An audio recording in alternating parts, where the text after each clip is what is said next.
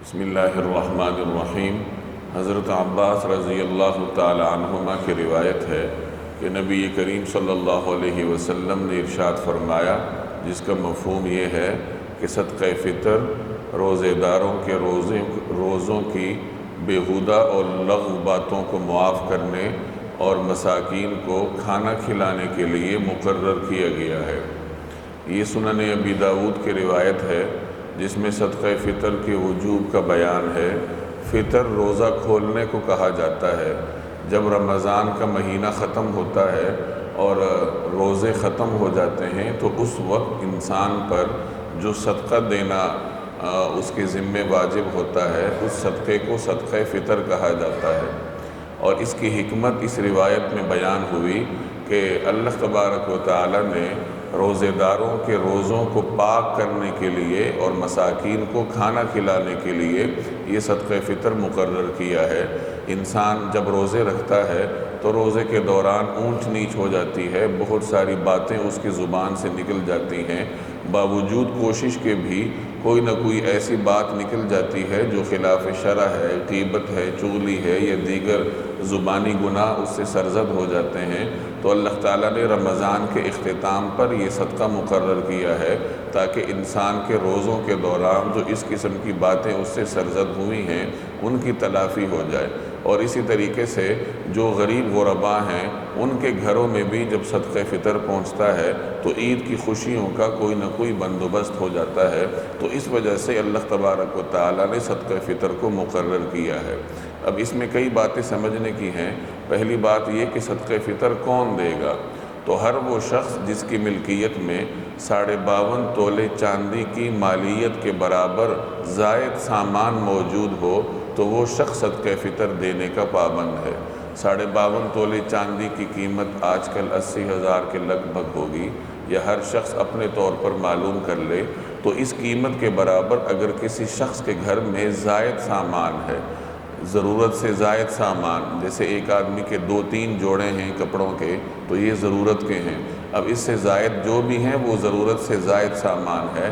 اسی طریقے سے گھر میں بہت سارا ایسا سامان ہوتا ہے جو ضرورت سے زائد شمار ہوتا ہے، تو اگر اس سب کی مالیت 52.5 تولے چاندی کی قیمت تک پہنچ جاتی ہے تو ایسے آدمی کے اوپر صدقہ فطر واجب ہوگا اور اسے صدقہ فطر دینا پڑے گا۔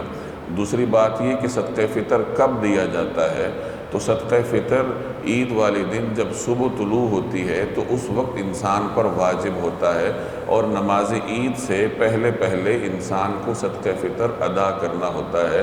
اگر نماز عید تک ادا نہ کیا جائے تو عید کے بعد بھی ادا کیا جا سکتا ہے، لیکن اس کی پھر صدقہ فطر جتنی اہمیت نہیں رہتی بلکہ وہ ایک عام صدقہ بن جاتا ہے۔ اس میں یہ بھی کیا جا سکتا ہے کہ عید سے پہلے ہی چند دن پہلے صدقہ فطر ادا کر دیا جائے تاکہ جو مستحق ہے وہ اپنے لیے عید کا کوئی نہ کوئی بندوبست کر لے۔ تیسری بات یہ ہے کہ صدقہ فطر کس کی جانب سے دیا جاتا ہے؟ تو صدقہ فطر اپنی جانب سے دیا جاتا ہے، اور آپ کے زیر کفالت جو آپ کی نابالغ اولاد ہے ان سب کی جانب سے صدقہ فطر ادا کرنا پڑتا ہے۔ اس میں اگر کوئی آدمی ہمت کرے اور اپنے ملازمین اور ان کے بچوں کا بھی صدقہ فطر دے دے تو یہ اس کے لیے سعادت ہے۔ چنانچہ حضرت نافع رحمہ اللہ جو حضرت عبداللہ بن عمر کے شاگرد تھے، وہ یہ فرماتے ہیں کہ حضرت عبداللہ بن عمر اپنے بچوں کا بھی ادا فرماتے تھے اور میرے بچوں کا صدقہ فطر بھی ادا فرمایا کرتے تھے۔ چوتھی بات یہ ہے کہ صدقہ فطر کتنا دیا جاتا ہے؟ تو صدقہ فطر کے مختلف اجناس ہیں۔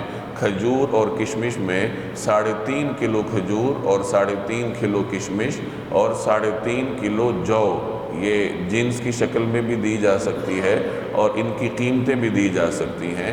گندم میں اگر کسی نے دینا ہو تو 2.25 کلو گندم یا اس کی قیمت بطور صدقہ فطر کی دینی پڑتی ہے۔ گندم کی شکل میں جب انسان دیتا ہے تو مروجہ قیمتوں کے مطابق 90 100 110 روپے کے قریب بنتا ہے، اور باقی اجناس میں رقم کچھ زیادہ بنتی ہے۔ اس میں اپنے لیے سہولت تلاش کرنے کی بجائے انسان اپنی وسعت دیکھے۔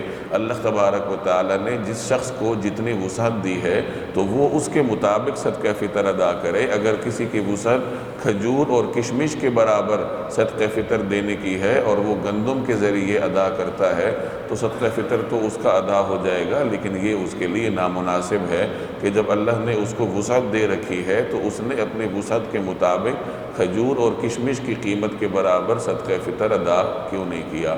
اور اس میں نصاب کو دیکھنے کی بجائے ہر شخص خاموشی سے صدقہ فطر ادا کر دے۔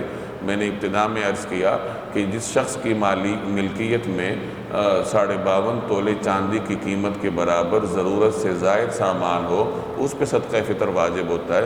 لیکن بہت سارے ائمہ ایسے ہیں جن کا نقطہ نظر یہ ہے کہ جس شخص کے پاس ایک دن کی خوراک موجود ہے تو اس کو صدقہ فطر دینا چاہیے۔ تو ظاہر ہے کہ ہر شخص کو اللہ نے اتنی وسعت دی ہوئی ہے، اگر کوئی شخص غریب ہے اسے بھی صدقہ فطر کی ادائیگی کا اہتمام کرنا چاہیے۔ 100 110 روپیہ آج کل دینا کون سا مشکل ہے، تو ہمت کر کے ہر آدمی صدقہ فطر دینے کا اہتمام کرے تاکہ اللہ تبارک و تعالیٰ اس کے روزوں میں جو کی جانے والی لغو باتیں ہیں ان کا کفارہ بھی کر دے اور مساکین کی عید کا بندوبست بھی ہو جائے۔ ایک روایت میں یہاں تک آیا ہے کہ جب تک روزے دار صدقہ فطر ادا نہیں کرتا اس کے روزے زمین و آسمان کے درمیان معلق رہتے ہیں، اللہ کے دربار میں پیش نہیں ہوتے۔ گویا صدقہ فطر جب ادا ہوتا ہے، روزے پاک ہوتے ہیں، پھر وہ اللہ تبارک و تعالیٰ کے دربار میں پیش ہوتے ہیں۔ تو کوشش کرنی چاہیے کہ ہر انسان صدقہ فطر ادا کرنے کا اہتمام کرے۔